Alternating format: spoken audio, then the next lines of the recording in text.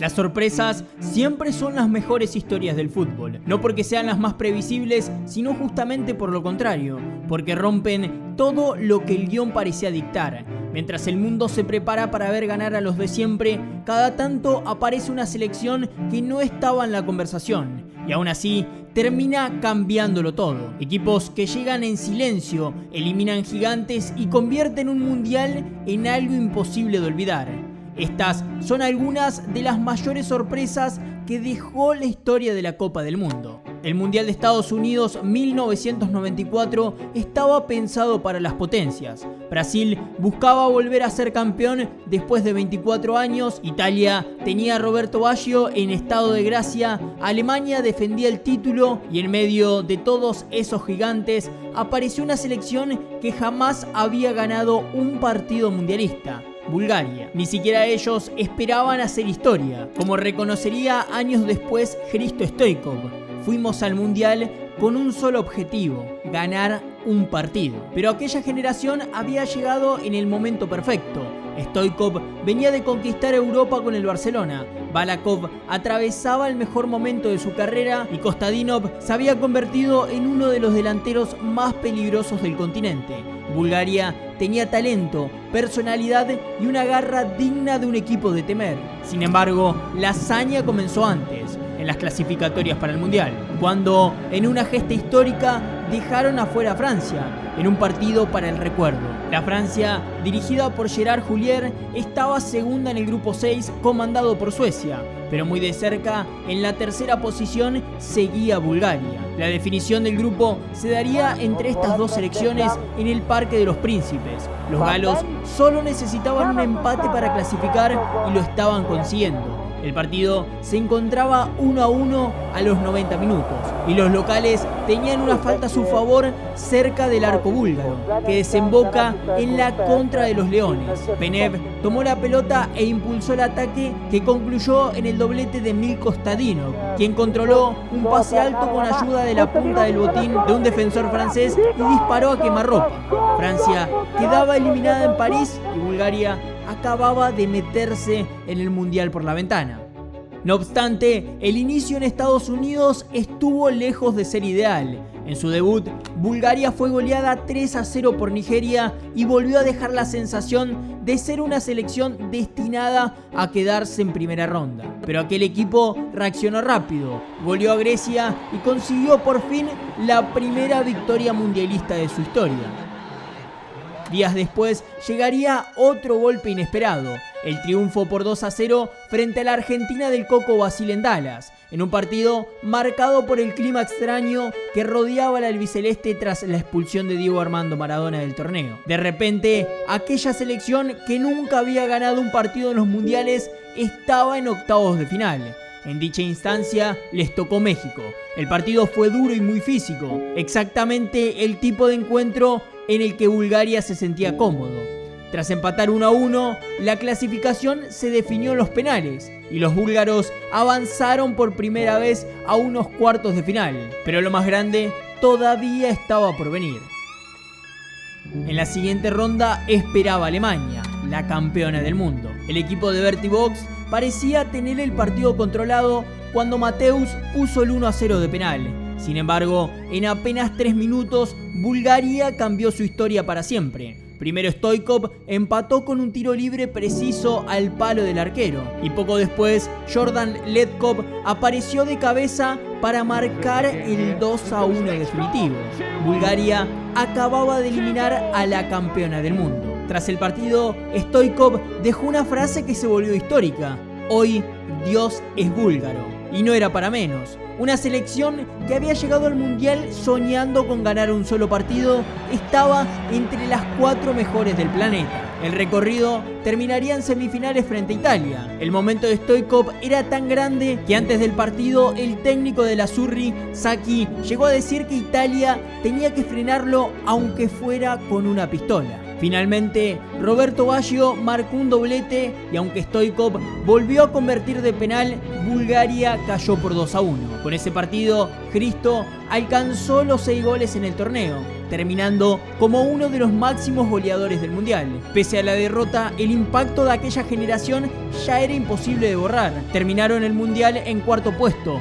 Stoichkov ganaría el Balón de Oro meses después y una selección sin tradición mundialista acababa de protagonizar una de las mayores sorpresas en la historia de la Copa del Mundo.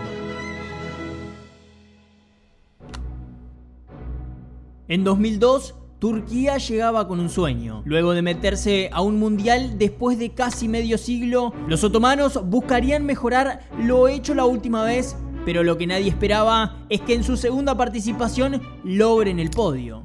Turquía se clasificó tras superar a Austria en el repechaje europeo, desatando un festejo popular histórico en las calles de Estambul, Ankara y el resto del país. El objetivo era claro: pasar la fase de grupos. El sorteo, realizado el 1 de diciembre de 2001, alimentó esa ilusión. En el grupo C aparecía Brasil como gran favorito, pero también China y Costa Rica, dos rivales ante los que el equipo confiaba sumar. A diferencia de otras selecciones sorpresas que apostaban únicamente al orden defensivo, la Turquía de Şenol Güneş combinaba intensidad física con jugadores técnicamente muy interesantes. El equipo tenía ritmo, presión y agresividad para disputar cada pelota, pero también de mitad de cancha hacia adelante. Sobresalían el capitán y goleador Hakan Şükür, mucho más participativo en el juego de lo que indicaban sus números, la creatividad de Yildiray Barstuk, el desequilibrio de Hasan Şaş y la velocidad de İlhan Mašić, recordado también por aquella bicicleta memorable frente a Roberto Carlos. Y detrás de todos ellos aparecía Rustu Rexberg, con el pelo largo, la cara pintada debajo de los ojos y un estilo tan llamativo como efectivo. El arquero turco se convirtió rápidamente en una de las figuras del mundial. Sus atajadas fueron fundamentales durante toda la campaña y terminaron instalándolo entre los mejores arqueros del torneo. El debut en la Copa del Mundo se dio frente a la hasta entonces tetracampeona del mundo, Brasil. Turquía cayó 2-1, pero dejó una imagen muy distinta a la que muchos esperaban. Le jugó de igual a igual a una de las grandes candidatas al título y estuvo muy cerca de rescatar un empate. Sin embargo, un polémico penal para la canariña sobre el final y la expulsión del número 5 turco terminaron condenando la presentación. En el segundo partido, frente a Costa Rica, Turquía dejó escapar una victoria clave. Parecía quedarse con los 3 puntos gracias al gol de Emre Belözoğlu, pero nuevamente sobre el cierre se le escapó el resultado y todo terminó 1-1. Aún así, la derrota ajustada en la primera fecha mantenía viva la ilusión. Costa Rica debía enfrentarse a una Brasil que estaba intratable, mientras que los turcos cerraban el grupo frente a China, que todavía no había sumado puntos. Turquía resolvió rápidamente el partido, marcó a los 6 y a los 9 minutos para tomar el control desde el inicio, y terminó sellando la victoria en el tramo final. Del otro lado, Brasil goleó 5-2 a Costa Rica y la selección turca avanzó a octavos de final por diferencia de gol. Dicha instancia lo encontraría con Japón, uno de los anfitriones de la edición de esa Copa del Mundo, que llegaba invicto y con su público siguiéndolo de cerca. Bajo la lluvia y en un estadio colmado, el equipo Güneş mostró madurez y carácter, ganando 1-0 con un gol tempranero de Dybala, de esta manera eliminando al local. En cuartos de final, Turquía se enfrentó a la otra gran revelación del torneo, Senegal. El conjunto africano había sorprendido al mundo eliminando a Francia y dejando en el camino a Suecia. El partido definiría cuál de las dos selecciones se convertiría en la gran historia inesperada del Mundial. Y eso se notó en el desarrollo del encuentro. Fue un partido extremadamente cerrado, tenso y con muy pocas situaciones claras. El empate sin goles se mantuvo durante los 90 minutos y el duelo se fue a la largue. Pero cuando parecía que la definición caminaba lentamente hacia los penales, apareció İlhan Mašić apenas comenzado el alargue. El delantero marcó el gol de oro que clasificó a Turquía a las semifinales de un mundial por primera vez en su historia. El sueño turco era más vívido que nunca. Se encontraban entre las 4 mejores selecciones del planeta y el rival volvía a ser Brasil, que dejó atrás a Bélgica e Inglaterra con un plantel repleto de figuras como Ronaldo Nazario, Rivaldo y Kaká, pero que no contaba con Ronaldinho por expulsión. Y aunque Turquía intentó plantarse nuevamente con personalidad, esta vez sufrió el dominio de la verde amarela, que con un gol de Ronaldo en el inicio del segundo tiempo terminó cortando el sueño mundialista de los turcos. Aún así, en el anteúltimo día del Mundial, en Daegu, Turquía completó una copa inolvidable. Se enfrentó al otro anfitrión del Mundial, Corea del Sur, que con polémicas llegó hasta esa instancia. Pero el conjunto de Güneş se convertía en el verdugo de los locales, cuando a los 11 segundos Hakan Şükür anotó el gol más rápido en la historia de los mundiales. Mansic marcó 2 tantos más y Turquía se impuso por 3-2. Ese equipo terminaba el Mundial 2002 en el podio, logrando la mejor participación de su historia y convirtiéndose en una de las mayores sorpresas que se hayan visto en una Copa del Mundo.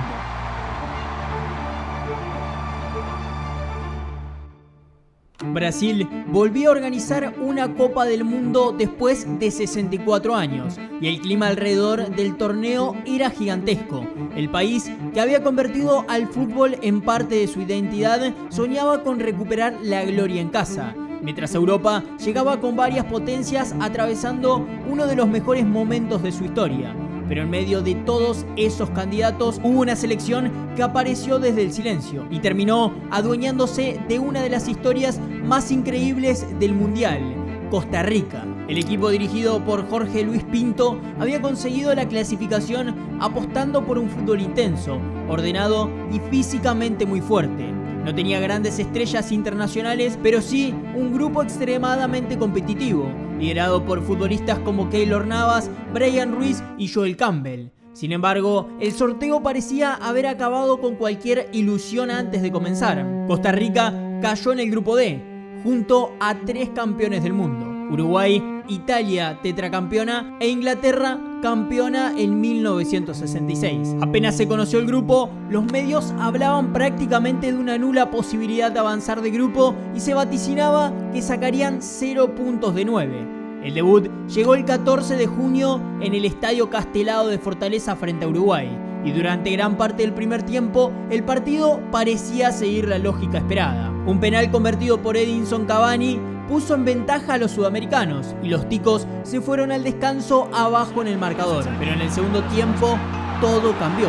Joel Campbell empató el encuentro, Oscar Duarte dio vuelta al partido apenas unos minutos después y sobre el final Marcos Ureña sentenció el 3-1 definitivo. Costa Rica no solo había conseguido una de las mayores victorias de su historia, también acababa de darle al Mundial una de sus primeras grandes sorpresas. 5 días después, el 20 de junio, en la Arena Pernambuco de Recife, llegaría otro golpe todavía más inesperado. Del otro lado estaba Italia, que venía de derrotar a Inglaterra en uno de los mejores partidos de la fase de grupos. Pero nuevamente Costa Rica sorprendió al mundo. Con un equipo disciplinado, intenso y solidario defensivamente, anuló a los italianos durante gran parte del encuentro. Antes del descanso, Brian Ruiz marcó de cabeza el único gol del partido y desató la locura costarricense. Con apenas 2 fechas disputadas, la tricolor ya estaba clasificada a octavos de final y tenía la posibilidad de cerrar el grupo como puntero.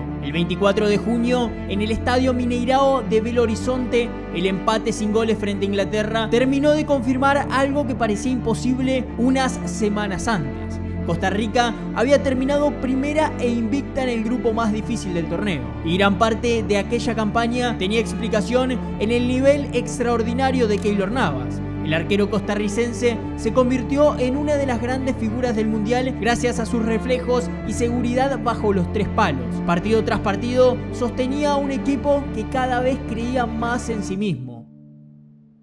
En octavos de final esperaba Grecia. Los de Pinto volvían a golpear primero con un tanto de Brian Ruiz, pero el encuentro cambió completamente tras la expulsión de Oscar Duarte. Grecia empató sobre el final y llevó el partido a la largue. Durante más de 30 minutos, los costarricenses resistieron con un jugador menos hasta llegar a los penales. Ahí apareció nuevamente Keylor Navas. El arquero detuvo el penal decisivo y clasificó a Costa Rica a los primeros cuartos de final de su historia. Del otro lado esperaba Países Bajos, una de las selecciones más fuertes del campeonato. El equipo de Louis van Gaal venía a paso firme y contaba con figuras como Arjen Robben, Robin van Persie y Wesley Sneijder, pero ni siquiera eso intimidó a Costa Rica. Los ticos resistieron durante 120 minutos en El Salvador de Bahía y llevaron nuevamente la definición a los penales. Sin embargo, esta vez la historia no tendría final feliz. En una decisión histórica, Van Gaal mandó al arquero suplente Tim Krul únicamente para la tanda de penales y la apuesta terminó funcionando. Países Bajos ganó desde los 12 pasos y puso fin a la aventura costarricense. Aún así, la imagen que dejó Costa Rica en Brasil fue imposible de olvidar. Una selección que llegaba como la cenicienta del torneo acababa de protagonizar una histórica copa.